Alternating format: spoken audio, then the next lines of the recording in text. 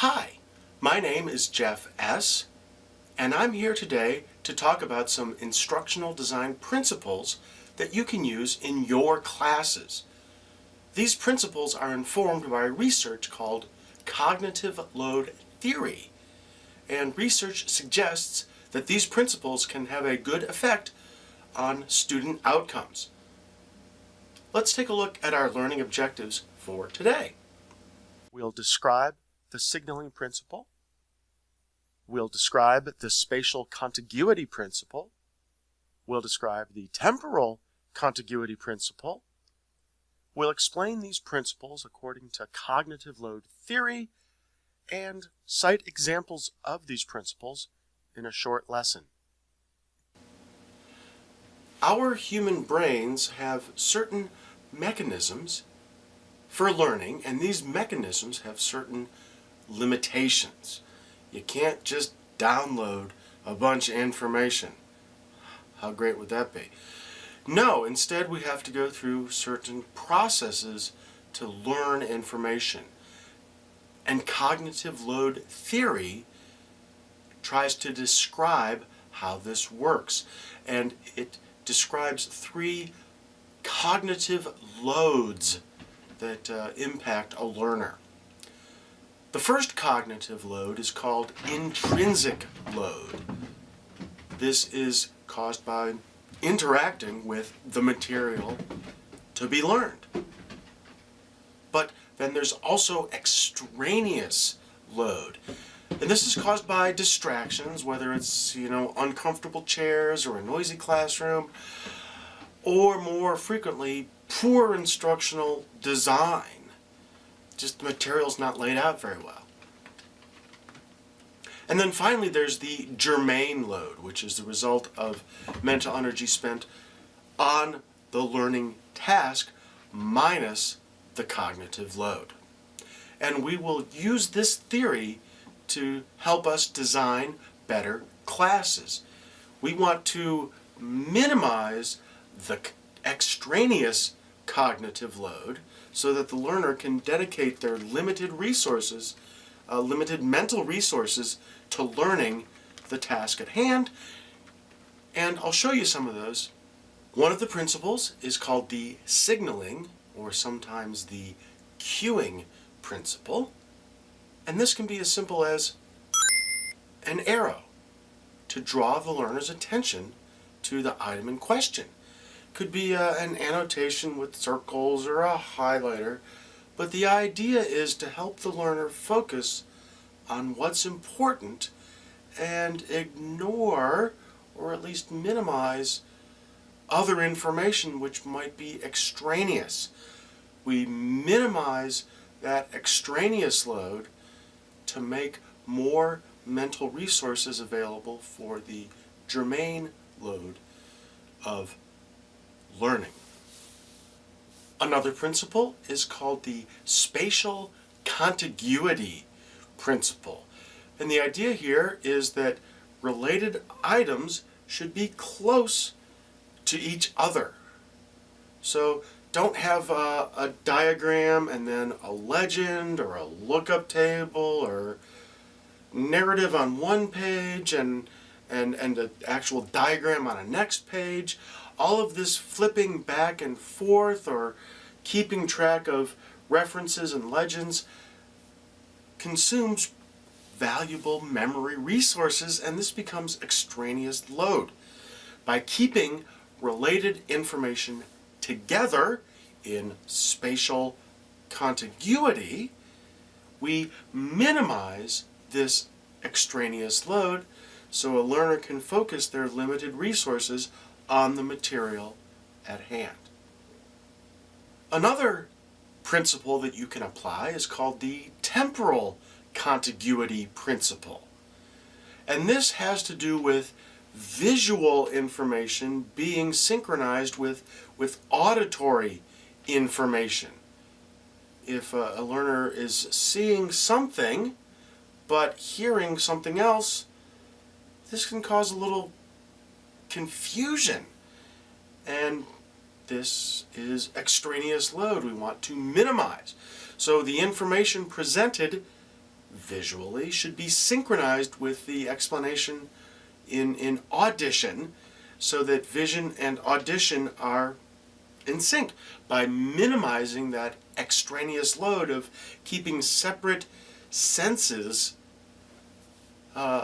in sync. This makes it easier to focus on the intrinsic load of learning the actual material. Cognitive load theory can inform many instructional design principles. Here I'm describing but three. There's many. But for this video, it's the signaling or cueing principle, the spatial contiguity principle, and the temporal contiguity principle. By applying these rules, you can minimize the extraneous load in your learners' minds so that their limited mental capacity is available for learning the material. So let's take a look at an example of these principles in the context of web software development. The World Wide Web is a big place, and we need an addressing scheme to keep track of all the services and applications that are available. We need a name and a location to keep track of what's what. This is the Uniform Resource Locator, or URL, because we love our three-letter abbreviations. The URL contains many components to uniquely identify a web page or web resource, and you need to be familiar with the components that comprise the URL in order to build your websites. So let's break it down. To uniquely identify a resource on the web, the URL has many components, and they're all necessary to make it work. Here is an example, and the pieces have different names. First is the protocol. In this example, it's HTTPS, the Hypertext Transfer Protocol that's secure. Next is the subdomain. In this case, it's called Canvas, to indicate the kind of the group or the department. In this case, the application called Canvas. Next is the regular domain, Carlini's in this example, the name of the institution, and then .edu is called a top-level domain. This is the .net, .com, .org that you're probably familiar with. .edu indicates, as I said, an educational institution. Then, the next part is the directory. This is analogous to folders that you might use to organize files on your computer. You've got files and folders within folders to keep track of what's what. The same principle applies in the URL. So next is the directory, is the technical term. After that is the name of a script or an executable application to run within that directory on the server. In order to run, the script needs certain information, and this is the ID and the value, and together they are collectively called the query string, and this information is passed to the script to generate the output that the user sees in this website or application. And so yeah, that's a lot of stuff, and most regular users aren't going to care about the different pieces, but you as a web developer need to be familiar with these so that you can build your own websites and applications and deploy them to different servers across the internet so that they're available to the World Wide Web. And did you see what I did there? The use of annotations to call out the various pieces of the URL demonstrates the signaling principle. The fact that the URL and my annotations are right next to each other, this demonstrates the spatial contiguity principle.